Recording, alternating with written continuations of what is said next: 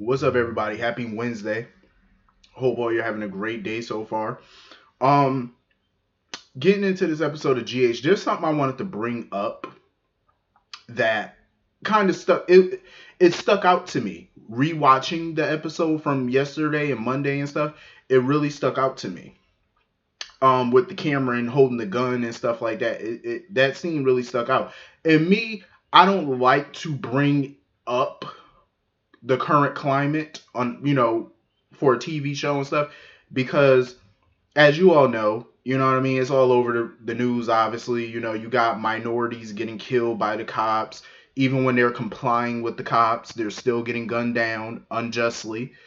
um so that scene with Cameron really stuck out to me because, and I'm looking and I'm like, had that been a minority, an African American, a Latino, whatever, had that been somebody of another color, of another race, they would have probably been, more than likely, they would have been shot without hesitation. You know what I mean? So it was kind of crazy for me to see a Caucasian kid holding a gun, and you got a bunch of cops walk in. None of them pulled the trigger on him like they do other races. They don't. They didn't pull the trigger. Instead, you had the police commissioner talking him down, talking to him to get him to put the gun down. And it stuck out to me because, and don't get me wrong, I don't think that was the writer's intentions. I don't think that was the production. I don't think that was their intent. I don't think that they were going into that whole scenario. But for me, it stuck out to me. That's why I wanted to bring it up. You know what I mean? Because I like to have real conversation. And I felt like that was a real moment. It was an eye-opening moment. And like I said, I'm not blaming writers. I'm not blaming production because I don't think that was their intent. But it for me, it just stuck out. So I'm gonna get off that. I just wanted to point it out. So anyway, moving on from that. Um, I understand. As a parent, I understand Elizabeth believing in her son. As a parent, you don't ever want to believe the worst of your kid. Because you feel like your child. But the Unabomber was somebody's child too at some point. But but I totally understand. She wanted to believe in her kid and believe he would never harm anybody, let alone shoot somebody. But it was like, Jordan just needed to know, like, number one, why did you pick up a gun in the first place? But he was, telling Scott or whatever that he felt, Britt was in trouble or whatever. He thought Britt was in trouble, and Scott was like, shit, you ain't tell nobody that, did you? Scott was trying to protect him the best as he could, but during the interview process, he was definitely contradicting himself during that interview that Jordan was conducting with him. Because first he said he was adamant that he did not shoot anybody. He was adamant about it. Then he said, I don't remember. So Jordan was like, okay, it's either you don't remember or you didn't do it. Because he was basically contradicting himself. And Liz was not happy with that interrogation. And my whole thing is, Liz, Jordan is just doing her job. In this particular moment, I was not mad at how Jordan was interrogating him because that's how you interrogate. That's how you interrogate your suspects. You know what I mean? Especially when they're contradicting their story because you're trying to get to the truth of what happened. And it was clear that he definitely blocked it out. You know what I mean? Like he was saying that he didn't remember even going to the garage. Like he didn't remember anything after he left Jason's room. I believe he mentally, how people just, they just suppress their memories. And I think that's what he did. He suppressed it because that is a traumatic experience, going down there, picking up a gun, and then all of a sudden a shot rings out and you see dead bodies around you. You know what I mean? You see a dead body and all that stuff around you. So I totally get it, and he's a young kid. So I understand why he suppressed it. And he was contradicting himself because he truly just did not remember what happened. So thank God, the PCPD for once actually did a gunshot residue test because Lord knows they didn't do it with Jason, for whatever reason. And Scott was hoping that the video evidence from the garage could tell them the whole story and, hopefully clear Cameron's name. And, Jordan looked at the video and it definitely showed that somebody else was the one who apparently shot Jason or whatever. So the charges against Cameron was dropped. In my opinion, I understand those charges were dropped, but he still should be facing a charge for even picking up a gun and holding it on the commissioner. That alone should be a charge. That should be a charge. Because if it was anybody else, it would have been a charge. So I feel like that should have been a charge, in my honest opinion. And I would say that about anybody. It could have been any other race. It could have been anybody who was in that same predicament. That should have been a charge. Um, because you ain't got no business putting your hands on no gun, especially one that you don't have a license for. I'm just saying. And I would say that about anybody. Um, I do agree with Liz though. You know, at least Liz wanted to get her son some help because she felt like he needs some counseling, maybe a session with Dr. Collins. I agree, he does because that's a traumatic experience for somebody his age. You know what I mean? So I think he does need some help. And you know, her and Scott were talking about the fact that Peter was the one who killed Franco and not Jason, and Cam overheard that. So now I'm a little like, okay, so what is he going to do with this information? Because we saw how he was when he thought Jason did it. So is he going to go after Peter? You know, this is why, you know, Finn and everybody didn't want Liz to know about it because confrontation, word getting out, and they don't have any evidence, and it could be some casualties in that. So I think that's the reason they didn't want to say anything because who knows what Cam is going to do with this new information now. Like you just never know. Um, So anyway, moving on from that. I freaking love Britt and Jason. I do. But you know how Jason is. That man, he don't ever stop. He was trying to get up out that bed. Britt was like, if you don't lay your ass back down, she was like, first of all, if you get out this bed and go try to find Carly, you're gonna pass out. She said that's exactly what you're gonna do. You're gonna bleed out. You're gonna pop your stitches, you're gonna bleed. She said, lay your ass right there and calm down. Because Jason feels like Carly is in over her head. Jason, you underestimate Carly. I'm just saying. Like I think I have too in the past. Like you underestimate this girl. Um, and he should have more faith in her. Definitely. Because this plan of hers should definitely show Jason that Carly's capable.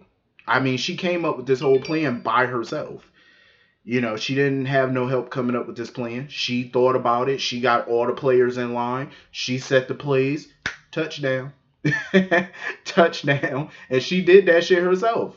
Like, as far as coming up with all this shit, like, oh, you be here, you do this, you do that. That was all Carly. That was all from her. Her brain. You know what I'm saying? Nobody helped her orchestrate this. She planned it. You know, of course, you need the players to help you, you know, get the touchdown. But she made the play. She made all the plays on this one. This was all her. Did it go fully without a hitch? No, but it worked. She still got the result she wanted. So, hey, A plus. You know, can't underestimate that. And you know, Britt was sitting there basically thanking Jason for saving her because she was like, you literally saved me. Because she said whatever they were about to inject her with, it was going to kill her. You know, I love them as a couple. I do. I really do. I can't say it enough. It's like looking at Britt and Jason, it's so like a breath of fresh air. You know what I'm saying? Because I love seeing new shit. Especially when, you know, his past relationships were like roller coasters and shit. So it's good to see something a little stable, you know, getting there, hopefully. So I enjoy it. I'm just saying. And I wonder though, who the hell was outside the safe house? Because Jason heard somebody, he grabbed that gun quick, fast, and in a hurry. I said that better not be like, who is that? Like, I want to know. So anyway, moving on from that, back over at the spinoff show, Mike meets the Tano. Um, Nina's sitting here talking about moving to Nixon Falls or whatever. Um,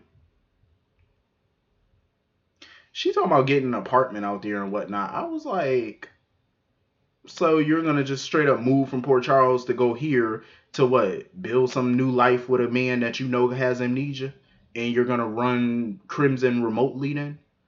Like she's nuts. Nina is nuts. Like this whole plan of hers is just. You know what? I think it's a good thing that she's getting an apartment out there because once everybody find out what she was up to, you're gonna need that apartment because I highly doubt you're gonna be welcome back in Port Charles. I'm just saying, you ain't probably even gonna have a job by the time they done with you. Because you got to remember, Jax is her boss, so he has the brass to fire her ass. So I'm just saying. Um, so of course Elijah's running around being a little stalker. Oh, you're staying? Let's go have a candlelight dinner. Let's go. Elijah, go sit your ass down. Go sit down. Go sit your criminal ass down. And he outside the damn bar paying somebody off. And mind you, it's that dude. He paid the bail and all that of the dude who robbed the. I knew Elijah was behind that robbery. I knew it. I knew his ass was behind that. And he's sitting there paying him off and stuff like that because the guy want more money or whatever. And Elijah talking about, oh, I don't like shakedowns. Oh well, that's what happens when you get involved with the gutter. You get shook down.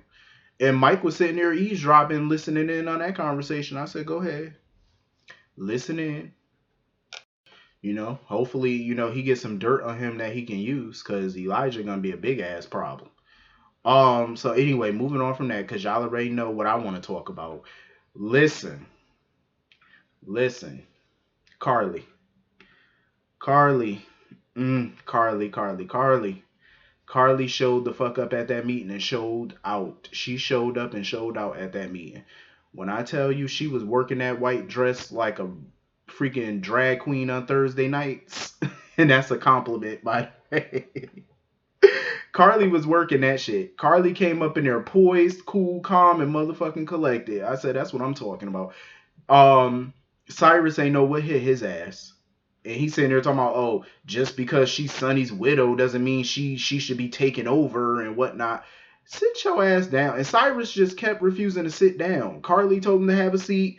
The little Asian lady told him to have a seat. Everybody was talking, sit down. You know what I'm saying? Like, he all hostile. And, because they were wondering if Carly was equipped to take over Sonny's business. And I understand that because it's all about stability because they were partners with Sonny. You know what I mean? They all make money with Sonny. So it's beneficial for everybody to get along, for the good of the profits. And Carly made up some good points. She was like, first of all, during the time Cyrus showed up in Port Charles, she was like, there's been shootings, there's been warehouse explosions, all type of foolishness since he showed up. There's been no peace since he showed up. And Cyrus sitting there looking all shocked. And I'm like, Cyrus, shut your ass, because you know it's true. You know it's true. You had some foolishness since you came to this town. And then he had the nerve to sit there and try to come for Carly, talking about something. Oh, she's in no position to run this organization. Talking about all she's ever run was a hotel, and just talking crazy. Talking about she too emotional. And the whole time he's talking, he's getting so hostile and irate, running around jumping up like a madman, and calling her emotional. But you're the emotional one. You're the one getting emotional. And the other members of the five families, they noticed that. Because if you look at them, they were looking at Cyrus and then they kept looking back and forth between Cyrus and Carly.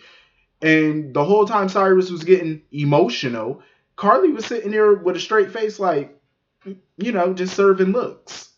Just giving that man all type of looks and stuff, just poised. She was just calm, cool, and collected. And they noticed that. Like, you're the one getting hostile and irate while she just sitting here cool as a motherfucking cucumber. She chilling. You're the one getting mad. And so Cyrus gets a phone call and he finds out that his shipment was destroyed. It was blown up. It was destroyed. And I believe that's the assignment that Carly gave Brick. That's why she asked him to take care of something and then get out of town. So I believe he was helping to blow up Cyrus's shipment.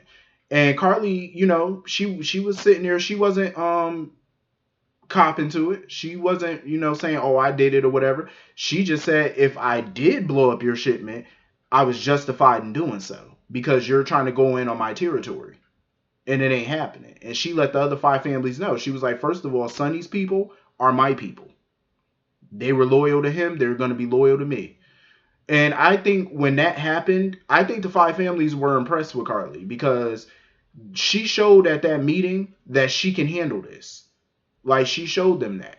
And then my whole thing is, Cyrus sitting there telling her, oh, don't get too comfortable in that seat. Cyrus, get your ass somewhere. She is comfortable. Get yourself somewhere. Because like I said before, you don't be friends and be married to Sonny and be around Jason and all that all these years. And Carly has been around them for over 2 decades. You don't be around them that long and not learn something. You know what I'm saying? She's running things, she's handling things in the same manner that they would. You know what I mean? Like, yeah, she's taking a little bit more of a risk than they would normally take, especially with, breaking Jason out of jail or whatever, breaking him out of police custody. That's a risk Sonny and Jason might not have taken. You know what I mean? But Carly was like, nah, I got to do what I got to do. And she handled that shit. And I think the five families were impressed with the way she handled herself at the meeting. And she waited until all of them were gone to kind of show her emotions, because she was sitting there sighing and she almost looked like she was about to cry. Like, she waited until they all left to, like, that's what you do. And that's why I was so proud of Carly in this moment, because she does something that I always say: never let them see you sweat. And she did not break a sweat the whole time she was talking to them. She waited until after they left to kind of start sweating a little bit. And I don't blame her, because that's like huge, to have the balls to go in there like that. And Carly showed out. And I was impressed and I was happy. I said, that's what you do. Because she had to show them that the Corinthos organization is still strong, even without Sonny right now. Even with Sonny gone, they're far from weak. And that's what you got to show them. You know what I mean? You have to do that. That's what you got to do in order to stay on top. And she did that. And of course, Dante comes showing his ass up. And I'm going to tell you right now, I love that scene between her and Dante, because it was like a non-verbal cat mouse game, because he was asking her about Jason and she was like, oh, I haven't seen him. So he was like, so then you know that he broke out or whatever. She was like, anything you want to talk to me about, you need to go talk to my lawyer. And the way the looks that they kept giving each other, it was very telling. It told more of a story than them talking. You know what I'm saying? Because it was a game that they were playing with each other. And it was like, a game of who's gonna blink first. You know what I mean?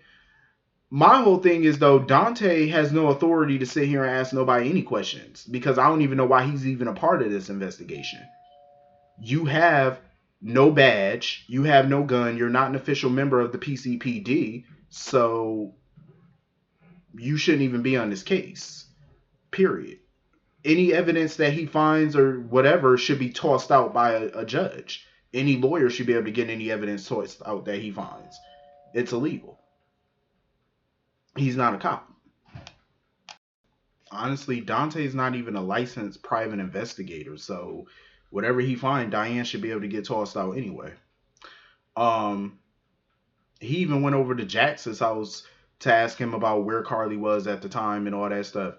And Jax was hoping that Carly wasn't a part of this, breaking Jason out of jail and stuff like that, because Jax was hoping with Sonny out the way now, Carly would finally be free of the mafia. I'm like, no, it's kind of like once you're in it, you're in it. Even if you're married to it, you're still in it. Jax need to calm himself down and mind his business. So anyway, that was pretty much the whole episode. Hit the comment section. Let me know what y'all thought about this episode. I'll see y'all all later. Have a good day. Peace.